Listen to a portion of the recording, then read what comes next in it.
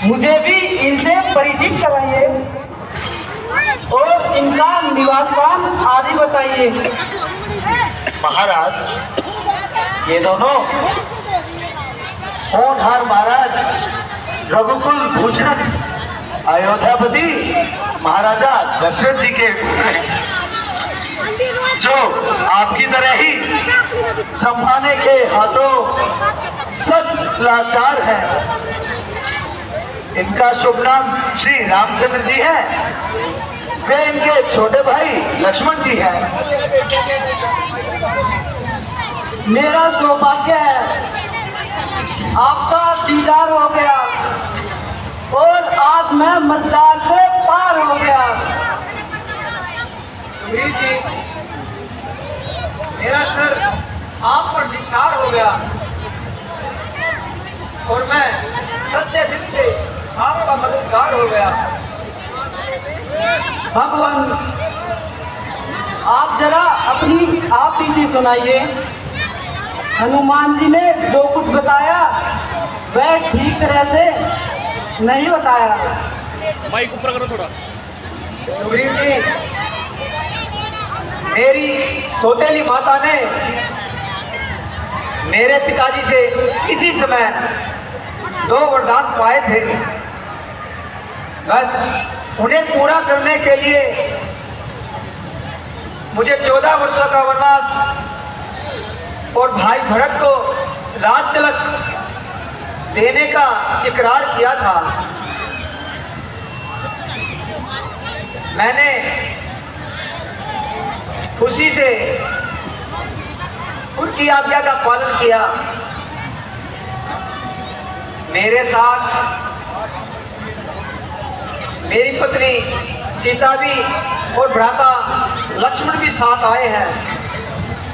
हमने 13 वर्ष इसी तरह घूमते घूमते निकाल दिए, पर 14वां वर्ष शुरू होते ही पंचवटी में डेरे डाल दिए। एक रोज दुष्ट रावण हमें धोखा दे गया और हमारी सीता को चुरा ले गया।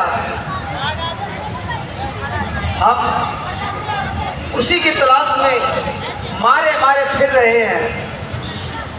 हाँ भगवान, याद आ गया। मैं एक रोज मंत्रियों सहित बस किसी जगह पर बैठा था। इतने में ऊपर नजर गई तो वह नजारा देखा था। भारत की तरह एक विमान, भीतर कुछ आहें जारी थी। राक्षस के बस में पड़ी हुई शायद वही राजकुमारी थी।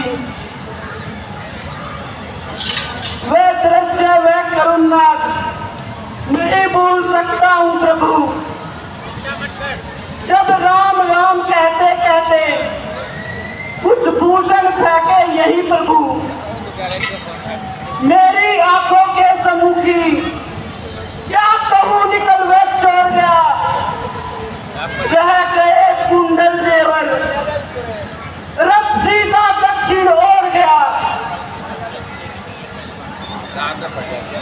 हनुमान जी, आप जरा वे आभूषण लाइए।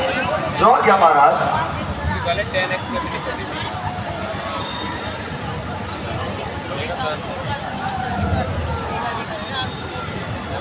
लीजिए प्रभु।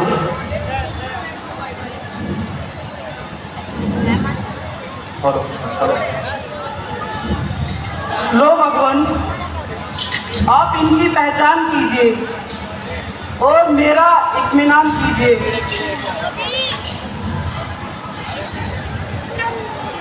बेशक बेशक यह वही कुंडल था जो कभी कान में रहता था। नित्य उनके दर्शन को आता। यह ओट गले की रहता था। कुंडल तो मुझसे अच्छा है, इतने दिन उनके साथ रहा। आज तुझे लगा लूं हृदय से, सीता का तुझ पर हाथ रहा। सीता की जो खुदसुदी नहीं मिली, तो तेरा गिरना निष्फल है। लक्ष्मण, तुम भी आगे आओ, देखो सीता का कुंडल है। मैंने तो चरण निहारे हैं, देखे माता के काम नहीं। मैं तो चरणों का सेवक हूँ, कुंडल की कुछ पहचान नहीं। पर भ्राता सगुन ये अच्छा है, धड़कन है तीर कमानों में। जल्दी ही वह दिन आएगा जब कुंडल होंगे कानों में। उस कुंडल वाली सीता का इस तरह हरण करने वाले अब सावधान होकर रहना, आते हैं हरण करने वाले। भ्राता जी, मैं तो इन जेवरों को नहीं जान सकता हूं और ना ही इनमें से किसी को पहचान सकता हूं। हाँ, अगर उनके पांव का कोई गहना हो तो दिखाइए, मुझे उनकी भली भांति पहचान है। अच्छा, इसकी पहचान कीजिए। हाँ भ्राता जी, यह माता जी के पांव का ही गहना है। धन्य हो धर्मपाल, तुम धन्य हो।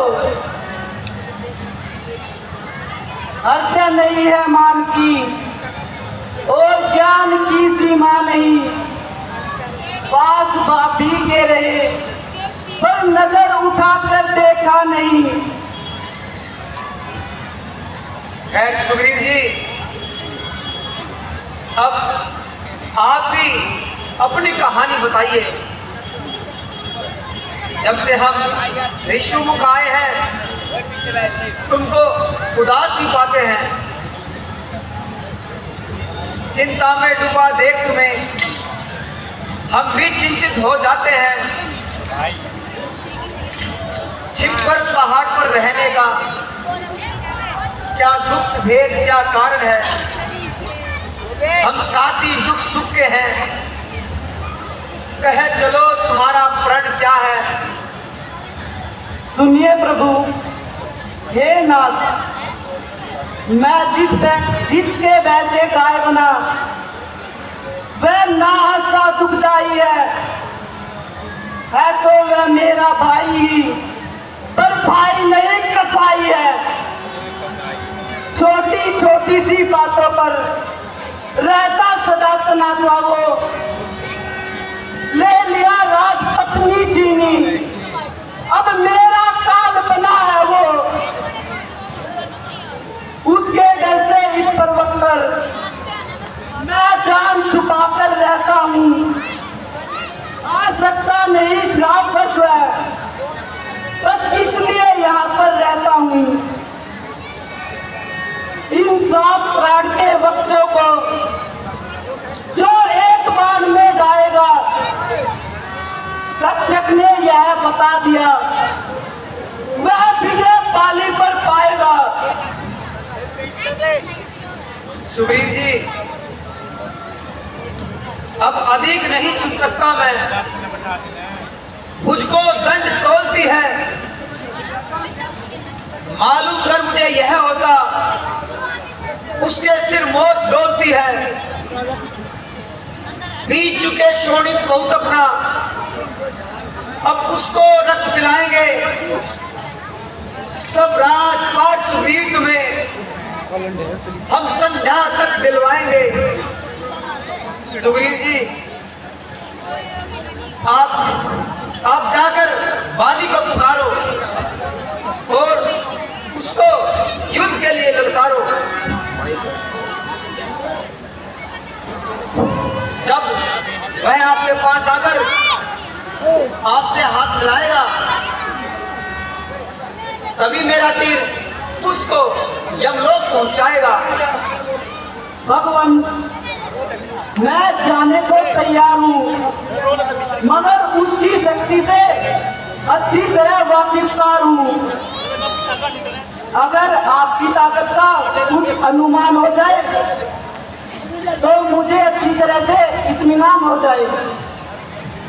सुग्रीव जी देखिए,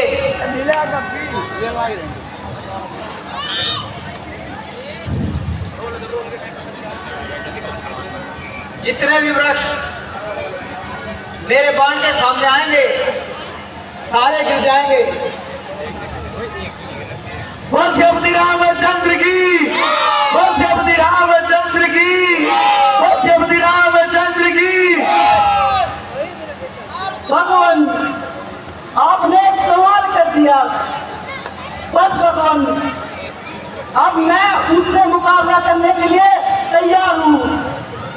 मैं अभी जाता हूँ और उसे युद्ध के लिए ललकारता हूँ। बोल श्रीपति रामचंद्र की। लड़ाई होगी रे।